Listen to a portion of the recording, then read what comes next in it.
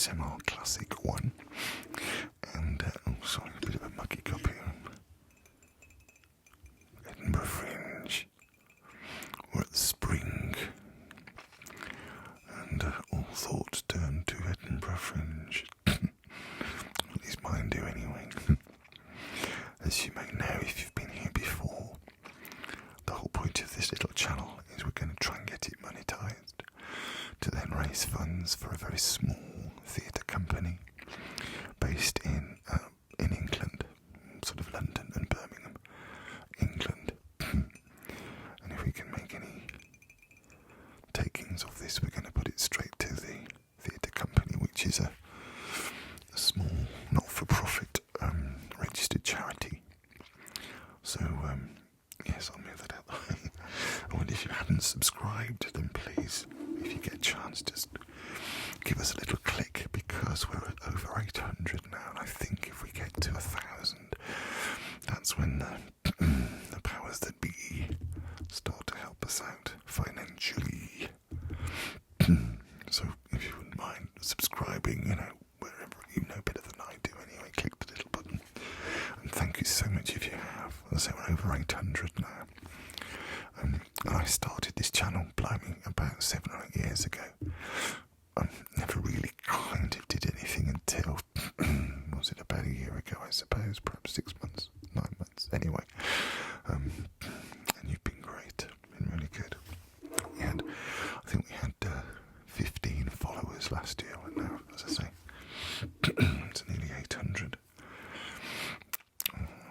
That's a pen from the London Literary Pub Crawl, which is good fun if you're a writer or a reader. Goes out every week. LondonLiteraryPubCrawl.com goes out every week in London. And I know it's really good because I wrote it. But the reason I was moving my rather silly. Thank you, by the way, for the comments that said you quite like my coaster. Obviously, it's not a beer mat. Oh no. It came from the RSC, the Royal Shakespeare Company, in Stratford-upon-Avon. Because that's the sort of anorak I am. But I was going to do a video with another book, and then I came across this, and in fact I think I've done a short on this particular volume. But as you can see, it's the Stage Yearbook from 1909. Wow. That's older than even me. And I came across it. I was going to see a show at the Young Vic in London, and there's a little bookshop just sort of down that way in Southwark. And I popped in, and this was just there. I thought, it just looks so incredible, doesn't it? I thought I'd share it with you a little bit, particularly, as I say, we're trying to raise money for a small, not-for-profit registered charity, a theatre charity, with arts supplements. So you're obviously getting extra with this. And it's the Stage Yearbook, as you can see, 1909. It cost 2 shillings net, which would be almost 2 shillings. That'd be 20 pence, I think, in English money. I don't know what that would be in American money, cents and dollars, but not a lot. And it was made in London, as you can see, by Carson and Comfort Limited, 16 York Street, Covent Garden, which of course is where an awful lot of theatre happens in London. But I'm just really kind of impressed with the condition of it, really, considering it's over 100 years old. I also quite like it's got lots of things like this. Via Newhaven and Dieppe, the cheapest route to Paris. And of course, also, this was kind of really before, I think it's fair for me to say, 1909, there was very little commercial flying in those days. So if you lived in, well, kind of anywhere really, but particularly in London, and you wanted to get to Paris, or also all parts of France, Switzerland, Italy, South Germany, because again this was before the Great War, the First World War, Austria, Spain, etc. 2 fast services daily between London and Paris. Corridor trains, oh, there you go.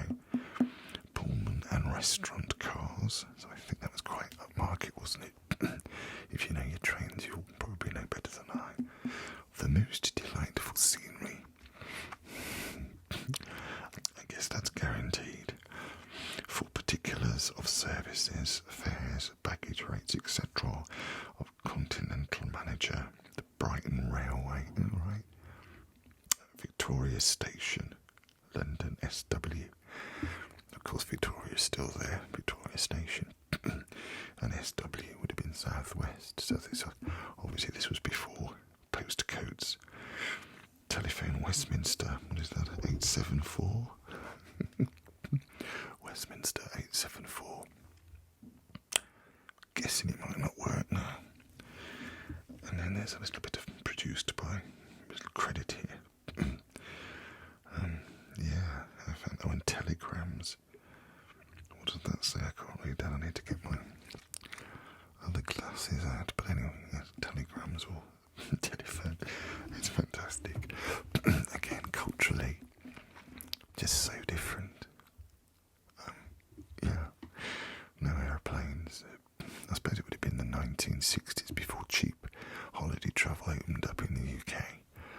I mean, obviously there was air travel, but not much. So I thought we'd have a little dive into this, and I only just noticed it's in 2 colours, and I'm not quite sure why. But there's some brilliant photos in here. So let's just have a little flick through, shall we? Oh, and there's a little flyer that I put in. Yeah.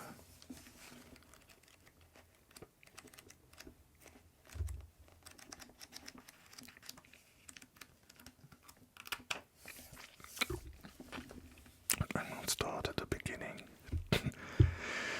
So this has obviously been the reason perhaps it's in such good condition that it looks like it was in a collection somewhere.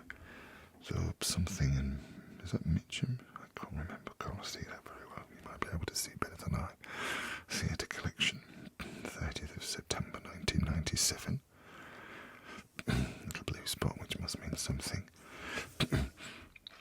I'm not sure if that's 9 shillings and how much I paid for it, I can't remember. Didn't I pay more than 9 shillings? But this is, I don't know who this is either. Obviously someone at some point, which is one of the incredible things about these old books, isn't it? It's the fact that they were owned by people. And I suppose, you know, with digital books, it's not quite the same, is it? I know that's a silly thing to say, but I quite like the fact that this, whoever this guy was, this person was, Hayon Y, term 73, does he think that is? Or 23, term, is that term? Of course, Hayon Y is in the English Midlands, and they have a very good book festival. Hayon Y, world famous, I think, and I think £10, that's what I paid for it.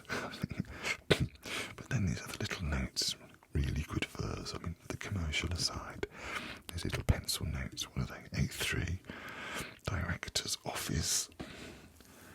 What does that displays copy with spine? Or I mean, there's little notes. I've no idea what they mean. But of course, back in 1909, if you had a sore throat, and especially if you were a singer, you went and got Evans Antiseptic Throat Pastils, the singer's friend. Gosh, I won't read all through this because it's quite, but these are people that have used them. They've been using your Evans Antiseptic Throat Pastils for some time past, and I can vouch for their surprising efficiency. Mr. Seymour Hicks writes, I think them excellent, and they have done me a great deal of good. And as it says, they are the singer's friend. And there's a couple of singers. I have no idea if they still exist. But of course, course, actresses may safely leave their babies if the nurse has a supply of Robinson's patent barley in powder form at hand when the baby wakes. What an interesting idea for a commercial. To be used with milk. Good enough for the prince. Cheap enough for the peasant. Okay. Again, it's an interesting idea, isn't it? I think I'd certainly be in the peasant department. And I think Robinson's barley water is a soft drink that you can still get in the UK. And obviously, if actresses, back in the day, they had this, they could safely leave their babies as long as their nurse had a supply of it. Incredible, really, isn't it? Incredible. And then, of course, we go slightly more upmarket back on this page here. Really good furs at moderate prices are obtainable at the International Fur Store, 163 and 165 Regent Street, W. And again, before postcodes and kind of before most areas, really. That was west. I wonder what's there now. I was down Regent Street not long ago. Next time I go, I shall have to have a look. I have a feeling that might even be where the Apple store is now. Maybe not, but do come back and I'll see if I can source what's there now. Sound skins and correct descriptions you were going to get from here. All prices marked in plain figures. And I suppose the whole idea of really good furs at moderate prices back in the day was the thing. Handsome fur and fur garments, up to date in style, in sable, ermine, chinchilla and other fashionable furs, ready for wearing, fur sent on probation in town or country. And again, the only address, 163 and 165 Regent Street. It really is another world, isn't it? I'm guessing animal rights wasn't kind of an issue back in the day. I think what I'm going to do as well, some great photos, but I think what I might do, if you'd like to see a bit more, because I'm aware of the time, who's this? Mr. Edward Compton as David Garrick. Facsimile, presentation of oil painting. And again, the older books with their tissue papers. There's some more at the start here. Oh wow, that's pretty Faust at His Majesty's. See that? That's incredible, isn't it? One of the most striking and imaginative posters of the year. Mr. Charles Bouchel, I think that is. Produced by J. Miles and Co. at Wardour Street. Wardour Street's there. By permission of Mr. Beerbumtree. Mr. Beerbumtree. I'm guessing it might be out of copyright now, so I guess we're alright to show it here, aren't we? Wow, I love this. Portraits and pictures. But because of time, I might just leave it there. If you'd like to see any more, then do please let me know in the comments. And again, if you haven't subscribed, it'd be really useful if you could. I love that book, yeah. 1909, wow. Yes, so, yep, I'll leave it here, but thank you very much for your attention. Thank you very much for watching and listening. And as I say, if you have subscribed, thank you very much for that, because we're over 800 now. Woo. But I'll see you next time. Thanks again. And as always, to quote Charles Dickens, bless us all, everyone. Thanks, guys.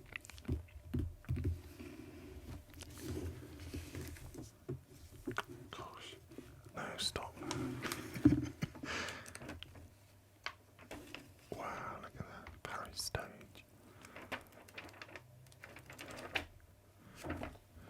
Okay, I will stop.